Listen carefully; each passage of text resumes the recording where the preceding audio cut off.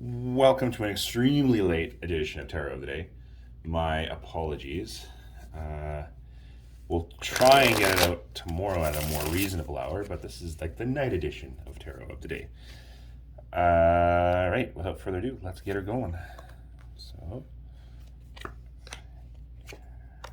fire and water. Okay. So, right away we have in the Earth suit, we have the Page of Cups, one of my favorite cards inverted. So in your and everything that give you sustenance, such as your home sphere, your work, your diet, everything like that, you're finding a new emotion kind of pushing yourself. And it's kind of an intuitive one.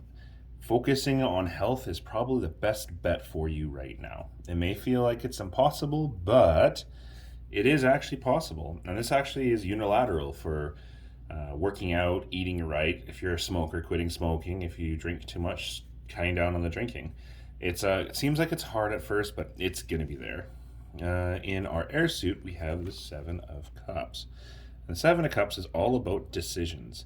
You have lots of decisions at your disposal right now, but you're just having a hard time making those decisions.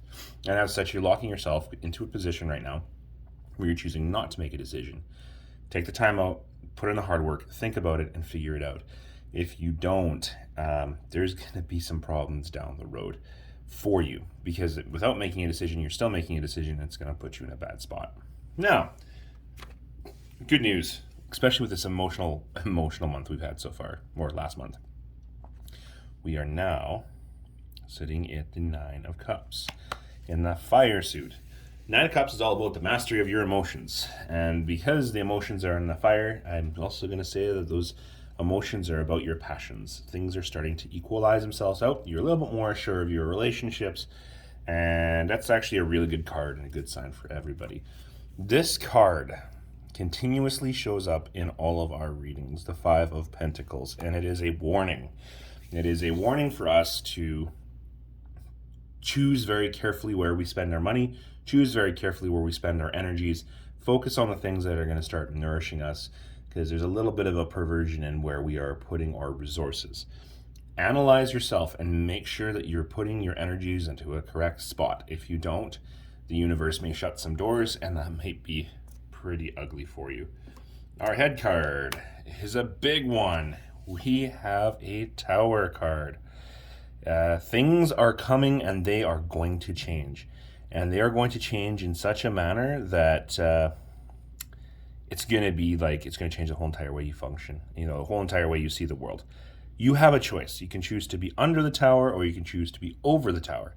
If you are under the tower, when the tower falls, it'll fall on you and crush you. If you're over the tower, then you can just watch it.